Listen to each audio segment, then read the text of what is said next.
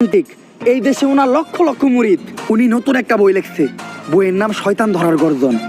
যেই বই পইরা নতুন কইরা লাখ লাখ মানুষ তান্ত্রিক হইতাছে। কিন্তু লালু ভাই, আশেপাশে তো কোনো তান্ত্রিক বা মুরিদ দেখতেছি না। আরে ওগুলা তো সব ফেসবুক আর টিকটকে। বাবা, সঞ্জনা নামের এক আত্মার আমার ধরতে হইব বাবা। আপনি আমার সফল হওয়ার একটা উপায় দেন।